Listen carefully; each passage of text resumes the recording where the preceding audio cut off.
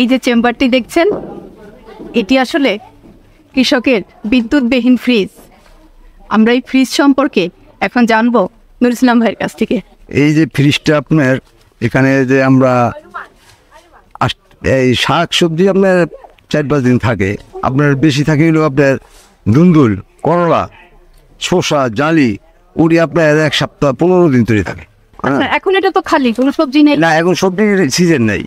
আচ্ছা, সিজন আসতেছে, ও সময় আপনার ওবার আমরা থুমবো। আচ্ছা, কি কি সবজি রাখেন? আমরা এক লোক আপনার এই দিনে রাখছি আপনার দুন্দুল, এরপরে আপনার করলা, জালি কুমড়া, কহি, ঝিঙ্গা। 15 দিন পর্যন্ত সবজি এর মধ্যে থাকবে, একদম ঠিক একবারে কোনো আপনার বড় কিছু হবে না, মানব ঠিক থাকবে। আচ্ছা, এতে আপনাদের কি লাভ হচ্ছে? লাভ পেয়ে আপনার যে সময় আপনার মনে করেন সবাইতে দেখা যাচ্ছে আপনার ওভার হয়ে গেছে, মাল বেশি বিক্রি করতে পারতাছি না।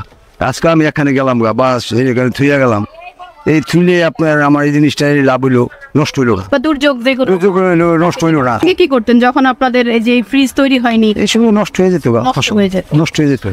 আচ্ছা, নষ্ট হয়ে গেলে আপনার ওইটা আমাদের লস হইতো, লসের যেমন লসটা এখন না হয়।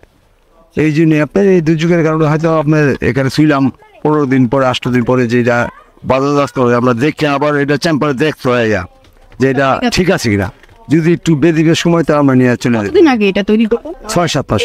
এখানে এখন পর্যন্ত সবজি রাখা হয়েছে? হ্যাঁ, রাখা হয়েছে কয়েকবার রাখা হয়েছে কয়েকবার। আপনার এটা এরকম চেম্বার আপনার গ্রামে আর নাই, তবে হবে।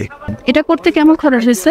15,000 টাকা খরচ গেছে এই চাল মাল সুদ্ধা। যদি 5 জন মিলে আপনার করে তবে আরো বড় করে করতে পারে। এটা থেকে যদি আরো বড় করে, এটা তো আমি করছি আপনার 6 ক্যারেটের, মানে বড় করলে সবজি 15 ক্যারেটেরও করতে পারবে। পারলে আপনার মনে করেন যদি 2-3 জন মিলা করে তারা লাভবান হবে। আচ্ছা, আপনি বলেন যে 6 ক্যারেটের 90 কেজি। 90 কেজি। আর এমপি যদি আপনার এই ক্যারেট ছাড়া তৈরি তো আপনার 140 কেজি। এখানে কি শুধু আপনার মানে উৎপাদিত যে আমার উৎপাদিত? হ্যাঁ, সেটাই রাখি। আমার ভাইয়ের ডো রাখি। লাভবানের মধ্যে আপনার যদি আপনার জিনিসটা নষ্ট না হয়, যেমন দুর্যোগে আপনার আমি এক জায়গায় গেলাম আজকে দুর্যোগের জন্য, বা আমার ভাই এই বেস্তাল ওরা কাইটা এনে থুয়ে দিল। অন্য কোনো কৃষক যদি গ্রামের আপনার এখানে রাখতে চায়, যদি আমাদের মাল আমাদের না থাকে তাহলে তারা ফিরে কোনো সমস্যা নেই, তাদের লাভ হবে। এটা কিভাবে কাজ করে আমাদেরকে যদি একটু দেখাতেন। এটা হলো আপনার কাজ করে এই যে 2টা ফাঁকা আছে না, এটা হলো কুল চেম্পার ভিতরটা, আর 3 ইঞ্চি ফাঁকটা, এই ফাঁকাটার মধ্যে বালু করা, এই বালুটা দেওয়া, এটা হলো ভিজা বালু দেওয়া। এই যে পাইপটা দেখেন না, এই পাইপটা ওই যে টাঙ্কিটার থেকে আপনার এই টাঙ্কিটার থেকে লাইন পানি দেওয়া আছে। পানি আস্তে আস্তে মনে করেন যে সিদ্ধি আছে, এই সিদ্ধি জায়গায় সিদ্ধি আছে, যে এই সিদ্ধিটা পানি পড়লে আপনার বালুটা ভিজলে এই জিনিসটা আপনার পুরো ঠান্ডা থাকে, বড় ঠান্ডা। ফ্রিজের মতো আইস হয়ে গেলে ঠান্ডা থাকে, ঠান্ডা থাকলে আপনার এই যে জিনিসটি দেখেন ভিজা, হ্যাঁ, এই যে ভিজা দেখেন, এই ভিজা ওইটা পানি থাকে পুরো ঠান্ডা লাগে। ওই ঠান্ডার কারণে আপনি জিনিসটা যেরকম সেরকমই থাকে।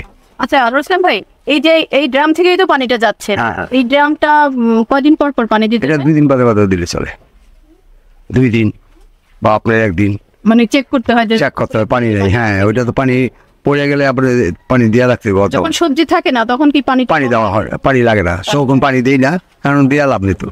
আবার কতদিন পরে রাখবেন সবজি? এই তো আপনার আইসা করছে মাস খানেক পরে আবার রাখা লাগে। কৃষকদের জন্য আপনি কি বলবেন?